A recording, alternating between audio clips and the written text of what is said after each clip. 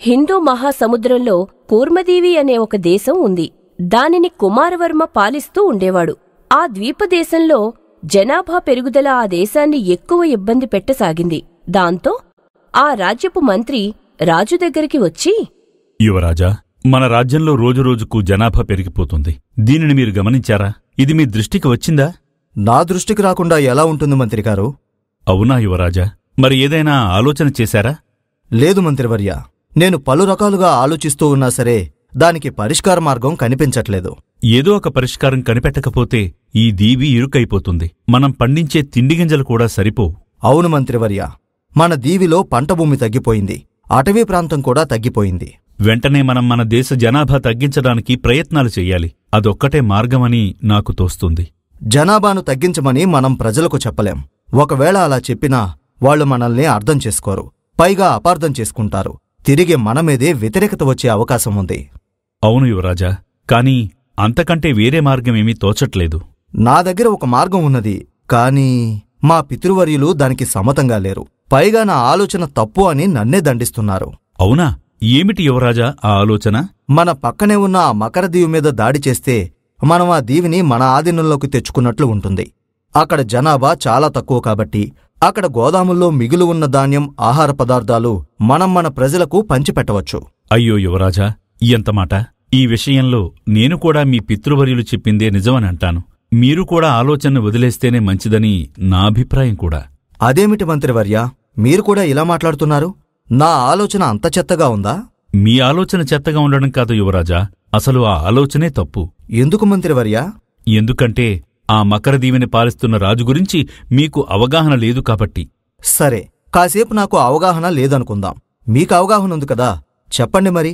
ఆ దీవి విశేషాలేంటి? ఆ రాజు ప్రత్యేకతేంటి? మీరు మా తండ్రిగారు అంత భయపడ్డానికి, అంత కంగారు పడ్డానికి కారణం ఏమిటి? అది చెప్పాలి అంటే మనం కాలంలో చాలా వెనక్కి వెళ్ళాలి. అంతేకాక కంబాల దేశం గురించి తెలుసుకోవాలి. అందులో నేను చూసిన, నాకు దగ్గరగా జరిగిన ఒక అనుభవం గురించి చెప్పాలి. మంత్రివర్య, ఊరించకుండా ముందు విషయం చెప్పండి. కొన్ని సంవత్సరాల ముందు మీ నాన్నగారు పాలిస్తున్న సమయంలో నేను ఒక పనిమీద కంబాల రాజ్యానికి మారువేషంలో వెళ్లవలసి వచ్చింది.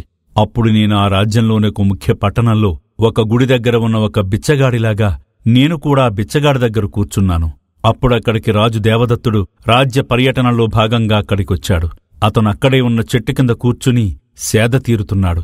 అది చూసిన ఆ గుడి దగ్గర ఉన్న బిచ్చగాడు పరుగు పరుగున వెళ్ళి, అయ్యా రాజుగారా, నా కాత బెచ్చమెయ్యండి.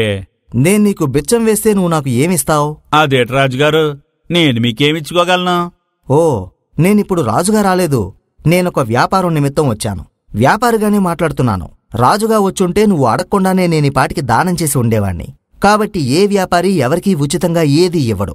చెప్పు, నేను నీకు బిచ్చం వేస్తే నువ్వు నాకు ఏమిస్తావు? నేనేమివ్వగలను రాజా? నీ దగ్గర ఇతరులకివ్వడానికి ఏమీ లేనప్పుడు వాళ్ల దగ్గర్నుంచి నువ్వు ఏమీ ఆశించకూడదు.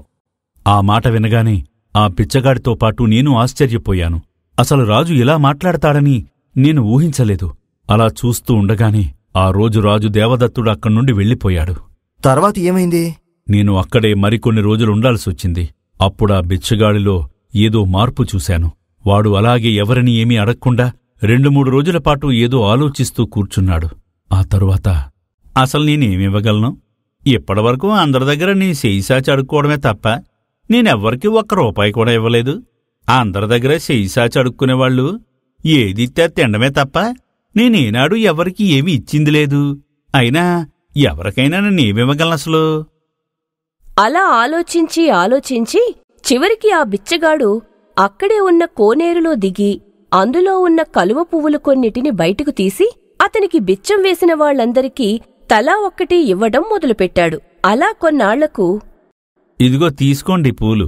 మీరు కూడా మీకు బిచ్చం వేసిన వాళ్ళకి తలా ఒకటి పంచండి. ఈ పువ్వులు ఇవ్వడం వలన ఏం జరుగుతుంది? మనం కూడా ఎదుటివాళ్లకి ఏదో ఒకటి ఇవ్వగలమని సంతృప్తి.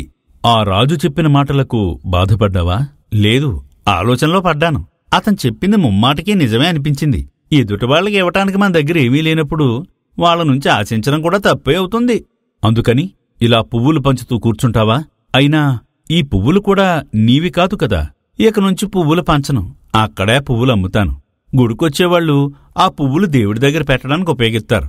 అలాగే మీరన్నట్టు ఆ పువ్వులు నావి కాకపోవచ్చు, నేను వాటిని పండించకపోవచ్చు, కాని రోజూ ఆ కోనేరులో దూకి వాటిని బయటికి తీసి భక్తులకు అందిస్తున్నందుకు నా శ్రమకి తగ్గ ధర నేను తీసుకుంటాను. ఉచితంగా వాళ్ళిచ్చే పైసా పరకా తీసుకుని సుఖంగా బ్రతకకుండా ఎందుకయ్యా నీకివన్నీ? నేనెన్నాళ్ళు అదే సుఖం అనుకున్నానయ్యా. అందుకే సిగ్గు లేకుండా అందరి దగ్గర చేతులు సాస్తూ అడుక్కున్నాను. కాని ఒకరికి ఇవ్వడంలో ఎంత ఆనందం ఉందో తెలుసుకోలేకపోయాను. ఇప్పుడు నేను ఒకరికిచ్చి దాని ప్రతిఫలంగా నాకొకటిచ్చి నేను వాళ్లతో సమానమైన భావనిచ్చే సుఖం ముందు ఏదైనా తక్కువే అనిపిత్తది. మంచి మాట చెప్పావయ్యా. మొత్తానికి రాజు బిచ్చగాన్ని మార్చేశారు అంటారు. మార్చేయడమేంటి? జీవితంలో వాడు మళ్ళీ ఎప్పుడూ ఎంత కష్టం వచ్చినా బిచ్చమెత్తుకోడు. అలా చేశాడు, అది కూడా ఒక్క మాటతో. కాబట్టి అంత మంచివారైన రాజుతో యుద్ధం చేయడం నచ్చక మా పితృవర్యులు మరియు మీరు నా ఆలోచన మంచిది కాదు అని అంటున్నారా మంత్రివర్య? కానే కాదు యువరాజా, ఇదంతా నేనతని మంచితనం గురించి చెప్పలేదు, అతని ఆలోచనా విధానం గురించి చెప్పాను. అది కూడా చిన్న మచ్చుతునక అంతే. అసలు కథ ఇప్పుడు చెప్తాను వినండి. కంబాల దేశానికి ఒక చరిత్ర ఉంది.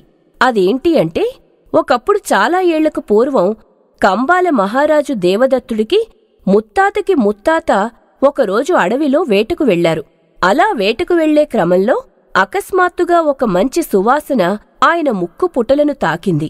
దాంతో గుర్రాన్ని ఆపి చుట్టూ కలయ చూశాడు. అక్కడ ఒక అందమైన మొక్క, దాని నిండా రంగురంగుల పువ్వులు కనిపించాయి. ఆ సువాసనను చూసి వాటి అందానికి సువాసనకు మైమరిచి ఆ పూలను తుంచాడు. అంతే, ఆ మొక్క ఒక గాంధర్వ కన్యగా మారి, ఓరి మూర్ఖుడా, ఒక వృక్షరూపం ధరించి దీక్షలో ఉన్నాను, నా దీక్షకి భంగం కలిగించావు. నీవు నీ వంశం మొత్తం ప్రతి ఒక్కరూ 5 సంవత్సరాలు మాత్రమే పాలిస్తారు. ఆ తరువాత మకరదీవిలో ఉండే జంతువులకు బలవ్వాలి. అలా కాకుండా ఒక్కరోజు ఎక్కువ బ్రతికినా మీ రాజ్యం మొత్తం 5 ఏళ్లు కరువు కాటకాలతో అల్లాడిపోతుంది.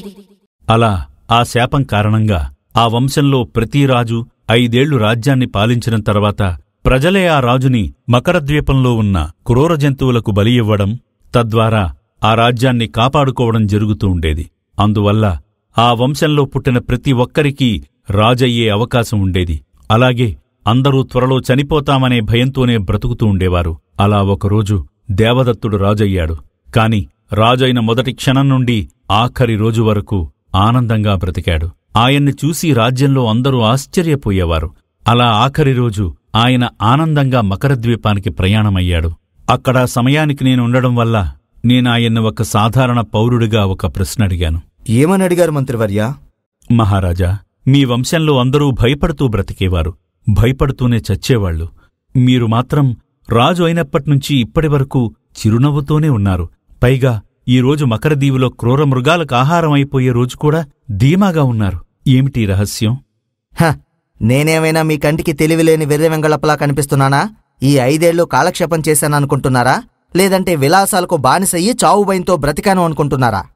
మీరనేదేంటో నాకర్థం కాలేదు రాజా. ఈ 5 ఏళ్లలో ఆ మకరదీవిని ఎన్నోసార్లు సందర్శించాను. అక్కడ ఉన్న ఒక్కో క్రూర మృగాన్ని క్రూరంగా చంపేశాను. ఒక్కో జీవిని చీల్చి చెండాడేశాను. అంతేకాదు, అక్కడికి నా మాట విని నాకోసం నాతో బతకగలిగే కొంతమందిని నేనక్కడికి చేరవేశాను.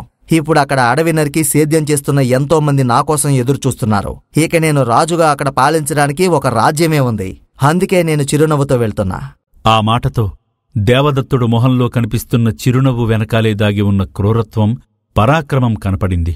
నాకు ఆ తర్వాత కొద్ది రోజులకు ఆ విషయం అన్ని రాజ్యాలకు పాకింది. దాంతో ఆయన రాజ్యం వైపు కాని ఆయన వైపు కాని ఎవ్వరూ చూడడానికి సాహసించలేదు. అలాగే ఆ కుటుంబం మీద ఉన్న శాపం కూడా తొలగిపోయింది. ఇప్పుడు చాలా ఏళ్ల నుండి 2 రాజ్యాలకు దేవదత్తుడే రాజు. ఆయన ముందు చూపు, తెలివి ముందు, ఆయన పరాక్రమం ముందు మీరు నిలబడలేరన్న ఉద్దేశంతో మీరు చెప్పిన ఆలోచన సరైనది కాదు అన్నది. ఓహో, అలాగా. సరే, బయలుదేరిన మంత్రివర్య. ఎక్కడికి యువరాజా? మనుషుల్ని చంపే క్రూర మృగాలను చంపేసి మానవుల ఆవాసంగా ఒక దీవినే మార్చేసిన ఆ ధైర్యవంతుణ్ణి, జ్ఞానవంతుణ్ణి చూడాలని మనసు కుతూహలపడుతుంది. అది ఒక్కటే కారణమని నాకనిపించట్లేదు యువరాజా. దీని వెనుక ఇంకేదో ఉద్దేశం దాగి ఉన్నట్టనిపిస్తోంది నాకు. మీరు తెలివైనవారే మంత్రిగారు. మీ అనుమానం నిజమే. ఇంతకీ తమరి ఆలోచన ఏమిటో మరి? మన దీవిలో మనుషుల్లాగే గొర్రెలు, మేకలు కూడా చాలా ఎక్కువగా ఉన్నాయి. వాటిని మకరద్వీపం వాళ్ళకిచ్చి మనం వాళ్ల దగ్గర్నుంచి కొన్ని ఆహార ధాన్యాలు తీసుకుందాం. అంతేకాకుండా మన దగ్గర ఉన్న మేకలు, గొర్రెలు తినడానికి అక్కడ లెక్కలేనంత అడవి ఉంది కాబట్టి వాటితో పాటే వాటిని కాయడానికి కూడా కొంతమందిని ఆ దీవికి పంపుదాం. అలా మనం కూడా దేవదత్తుల్లాగానే తెలివిగా వ్యవహరిద్దాం. యువరాజువారు కూడా తెలివైనవారే. ముల్లుని ముల్లుతోనే తీయాలి, తెలివిని తెలివితోనే కొట్టాలి మంత్రివర్య. అంత ముందు చూపు తెలివి ఉన్నవాళ్లతో మనం కూడా ముందు చూపుతో వ్యవహరించాలి కదా మరి. అవును యువరాజా, ఈ ఆలోచన అమోఘంగా ఉంది. మన సమస్య తీరుతుంది, మన రెండు దీవుల మధ్య వర్తకమూ పెరుగుతుంది. భవిష్యత్తులో మనకు ఆ దీవి మీద పట్టు పెరుగుతుంది. ఏమో, యువరాజులవారు తెలివిగా దీవి మొత్తాన్ని హస్తగతం చేసుకోవచ్చేమో. మంత్రివర్య, పొగడ్తలు మాని పని సరిగా జరిగేలా చూడండి. సరే యువరాజా. అలా యువరాజు కుమారవర్మ తమ ద్వీపదేశానికి వచ్చిన సమస్యని తన తెలివితో పరిష్కరించుకున్నాడు.